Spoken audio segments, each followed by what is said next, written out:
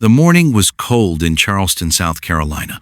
Fog still clung low over the harbor, curling around the streetlights like smoke that refused to clear. The streets near Miller's Row were nearly empty, except for a few delivery trucks rumbling past and a jogger or two breathing clouds of steam into the gray air. A black Rolls-Royce moved slowly down the avenue, its engine barely making a sound. Inside sat Walter Graham, a billionaire known across 3 states for his shipping empire. Though almost no one recognized his face on the street, he preferred it that way. Fame had never interested him. Results did. Walter wasn't in a hurry that morning. His driver had the day off, so he'd taken the wheel himself, something he rarely did anymore.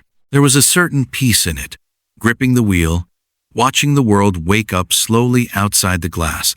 No phone calls, no meetings, no assistants reading him his schedule. He liked the quiet. He liked watching the city breathe before it got loud. That's when he saw her. A girl, no older than 10, stood at the corner, holding a small brown puppy tightly against her chest. Her sneakers were soaked through from the puddles. A handwritten sign hung from a piece of string around her neck, the ink slightly smudged from the morning damp. Puppy for sale. $10. Walter slowed the car almost without meaning to. Something about the way the girl stood there stopped him cold. It wasn't the sign. Signs like that weren't unusual in a city like this. It was the way she held the puppy, like it hurt to hold him, and like she couldn't bring herself to let go either. Her arms were wrapped around the small dog the way you'd hold something you were terrified of losing. If you believe small moments can change everything, stay with this story until the end. Walter pulled over to the curb. He stepped out of the car, his leather shoes tapping softly against the wet sidewalk.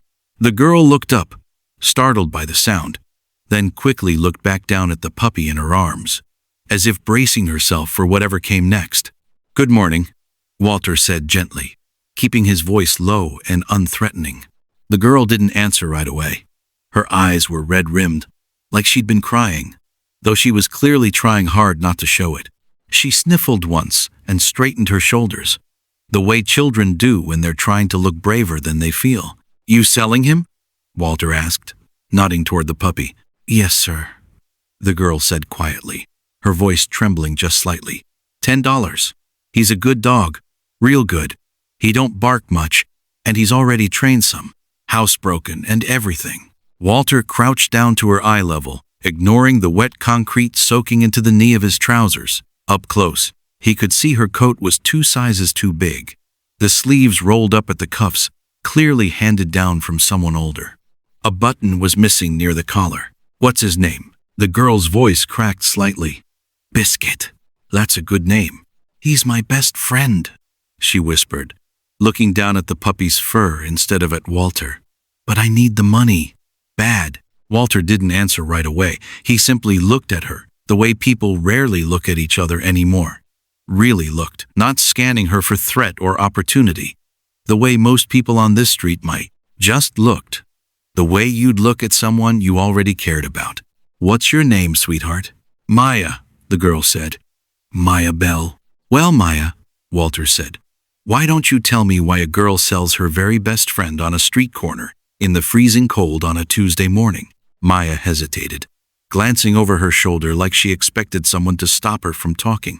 Then, slowly, in a quiet, halting voice, the whole story came out. Maya lived 3 blocks away, in a small apartment, above a laundromat with her mother, Denise Bell. Her father, Marcus Bell Sr., had passed away 2 years earlier in a construction accident, leaving Denise to raise Maya alone while working 2 jobs just to keep the lights on and food on the table. For the first year after his passing, things had been hard, but steady.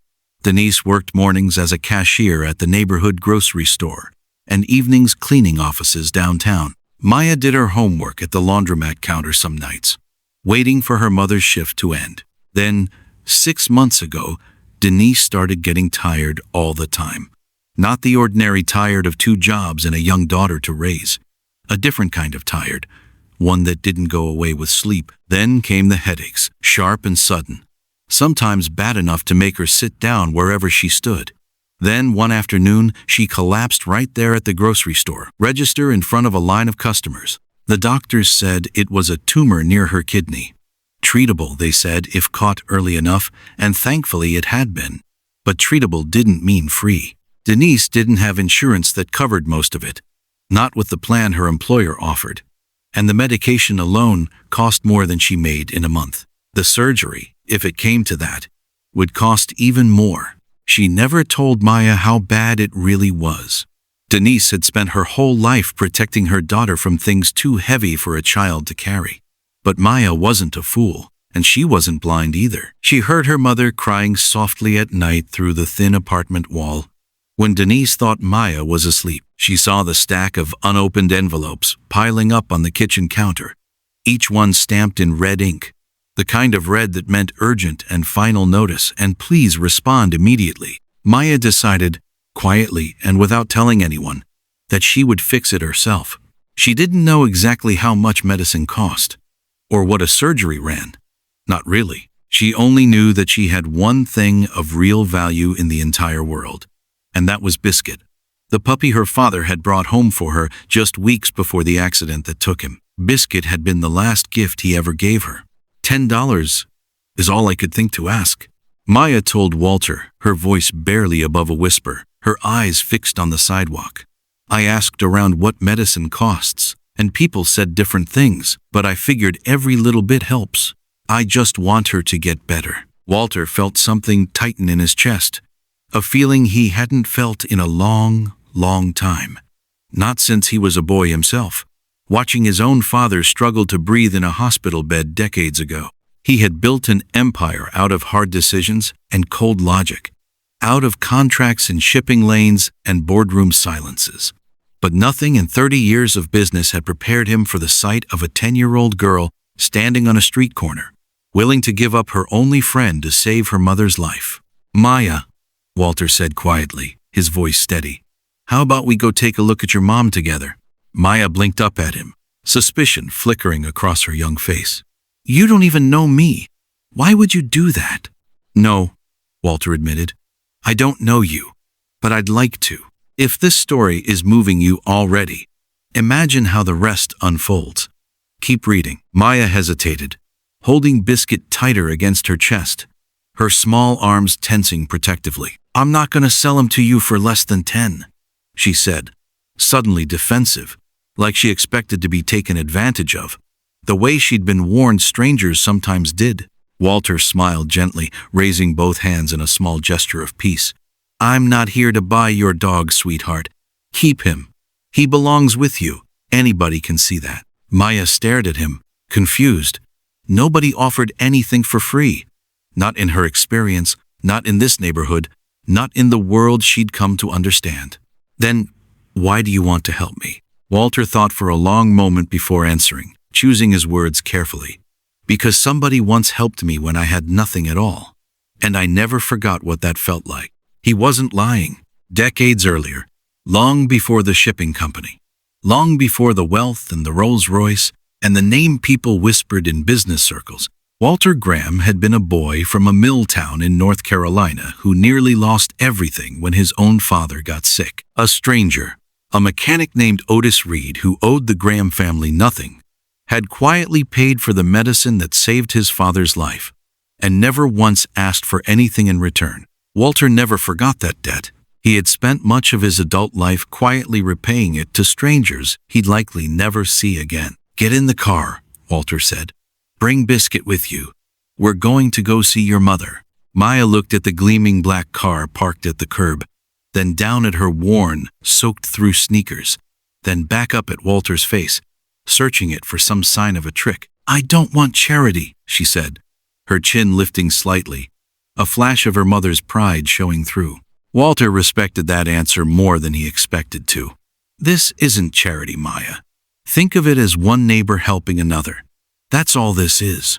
Slowly, cautiously, Maya nodded. She climbed into the passenger seat, holding Biscuit close against her chest, and gave Walter the address in a small, careful voice, as though saying it out loud made the whole situation more real. As they drove, Maya stayed quiet. watching the city pass by through the window, the shops and the row houses and the wet gray streets blurring past. Walter didn't fill the silence with questions. He let her breathe, let her sit with whatever she was feeling. Halfway there, Maya spoke again, her voice small. "Are you rich?" Walter chuckled softly. "I do all right." "Then why were you driving yourself? Rich people always got drivers in the movies." "Sometimes," Walter said, glancing at her briefly before returning his eyes to the road. "The most important things happen when you're not being driven, when you're the one paying attention to the world around you." Maya didn't fully understand what that meant, but she would, one day, and she would remember this exact moment when she finally did. They arrived at Charleston Regional Medical Center, where Denise had been admitted 2 days earlier after another collapse at work. This one, worse than the last. Maya led Walter through the bright hallway, Biscuit tucked carefully under one arm, straight to room 214, her small sneakers squeaking against the polished floor. Denise Bell lay in the hospital bed, pale, thinner than she'd been just weeks ago, an IV line taped gently to the back of her hand. When she saw Maya walk through the door, her tired face lit up despite everything. "Baby, what are you doing here? Who's this?" Denise's eyes moved past her daughter to the tall, well-dressed stranger standing quietly near the doorway. Maya looked up at Walter, unsure how to explain, her confidence from the car ride suddenly gone. Walter stepped forward and extended a hand toward the hospital bed. "Mrs. Bell, my name is Walter Graham. Your daughter and I met this morning under some rather unusual circumstances." Denise's eyes moved from Walter's expensive coat to her daughter's worn jacket, confusion flickering across her face, quickly followed by a mother's instinctive alarm. "Maya, what happened? What did you do?" Maya's eyes filled with tears, and the words tumbled out before she could stop them. "I tried to sell Biscuit, Mama, on the corner by the laundromat. I wanted to help pay for your medicine. I didn't know what else to do." Denise's hand flew to her mouth, her voice breaking. "Maya Renee Bell, I'm sorry," Maya whispered, tears now falling freely. "I just wanted you to get better. I didn't want you to keep crying at night." Denise pulled her daughter into her arms as best she could from the hospital bed, tears streaming down both their faces, Biscuit whining softly, caught between them, sensing the emotion in the room the way animals often do. Walter stood quietly to the side, giving them the moment they needed without interruption. He had sat through boardrooms where billion-dollar deals collapsed without a single tear shed by anyone in the room. He had never once seen anything as powerful or as honest as this. If you have a mother who sacrificed everything for you, comment "Mama" below. After a few minutes, Denise looked up at Walter, wiping her eyes with the back of her hand. "Mr. Graham, I don't understand any of this. Why are you here? Why would you bring my daughter to see me?" "Because your daughter has more courage than most grown adults I've ever met in a boardroom," Walter said honestly. "And because I intend to make sure neither of you has to worry about medical bills ever again." Denise shook her head immediately, pride flaring even from her hospital bed. "We don't accept charity, sir. I appreciate the sentiment truly, but we'll manage on our own somehow. We always have." "It's not charity," Walter said gently, echoing what he'd told Maya earlier in the car. "Call it an investment in a family that clearly doesn't give up on each other, no matter how hard things get." Walter spent the next hour speaking privately with Denise's doctors down the hallway. What he learned confirmed everything he had feared. Denise needed immediate treatment, specialized medication that ran into the thousands, and a surgery that, left untreated much longer, would become far more dangerous and far more costly within just a few months. The total cost was steep, steeper than Denise had ever let herself imagine out loud. Her insurance covered only a small fraction. The rest had been sitting on her shoulders like a mountain she had no real way of climbing, no matter how many extra shifts she picked up.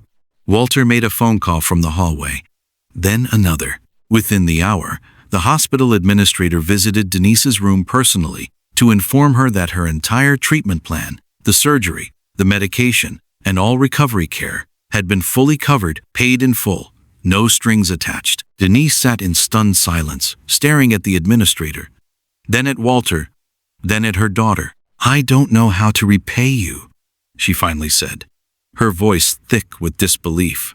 Walter shook his head firmly. "You don't owe me anything at all, Mrs. Bell.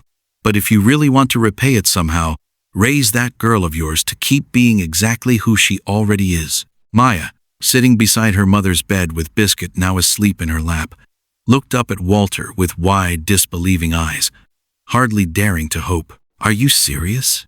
She's really gonna get better?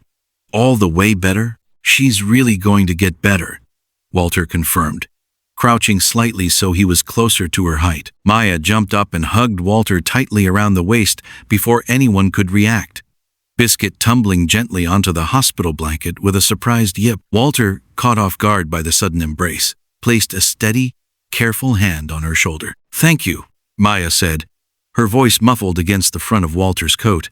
"Thank you. Thank you. Thank you so much." "You already thanked me enough this morning," Walter said softly, "by being willing to give up everything you loved most in the world for the person you love even more. That's rare, Maya. Rarer than you know. Don't ever lose that in you. If this part brought tears to your eyes, you're not alone. Share this with someone who needs reminding that good people still exist in this world." Denise's surgery went smoothly, exactly as the doctors had hoped.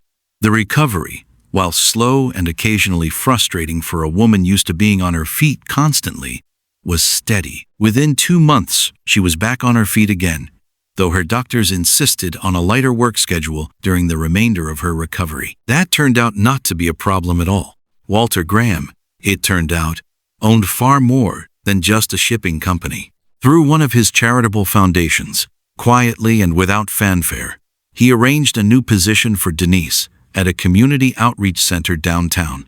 A job with better pay, real benefits for the first time in years, and hours that let her be home every single afternoon when Maya got out of school. Nobody at Denise's new job ever knew the full story of how exactly she'd gotten hired. She never advertised it, and neither did Walter. That was never the point. Maya kept Biscuit, of course, exactly as Walter had promised she would. The puppy grew quickly that year, gangly-legged and endlessly loyal, following Maya from room to room and refusing to sleep anywhere except at the foot of her bed. Walter visited the two of them occasionally over the following months, never with cameras, never with reporters trailing behind him, simply as a family friend checking in on people he'd come to care about. One afternoon, several months later, Walter sat on the front steps of their apartment building, while Maya tossed a well-chewed tennis ball for Biscuit in the small patch of yard out front. "Can I ask you something?" Maya said, plopping down on the step beside him, out of breath from chasing the dog around. "Of course you can. Why'd you really stop that day?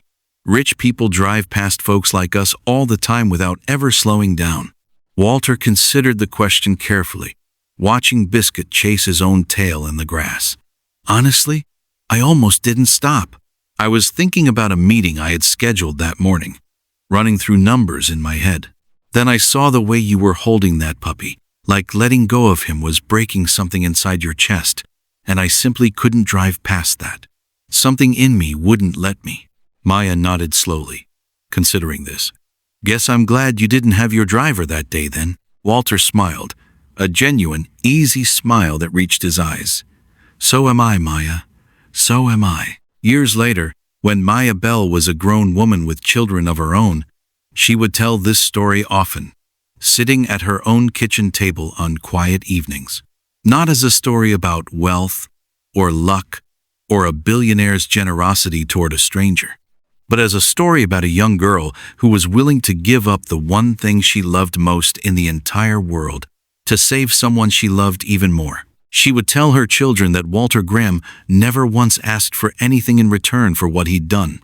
Not gratitude, not public attention, not even so much as a thank you card mailed to his office. He had simply asked Maya to remain exactly the kind of person who would do it all over again if she ever had to, no matter the cost to herself. Denise Bell went on to run that same outreach center herself years later, eventually becoming its director, helping other struggling families the way she and her daughter had once been helped by a stranger in a Rolls-Royce. She never forgot him, not for a single year that passed, and she made absolutely certain that Maya never forgot him either.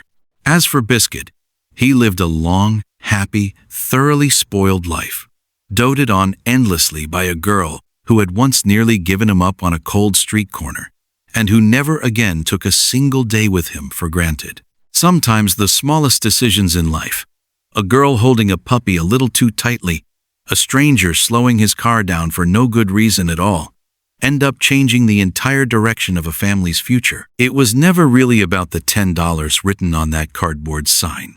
It was about the 10 seconds someone chose to stop, to look closer, and to truly see another human being standing right in front of them. If this story reminded you that kindness still exists in this world, take a moment to like this video, share it with someone who needs to hear it today, and comment "Biscuit" below if you believe that every good deed eventually finds its way back to the person who gave it.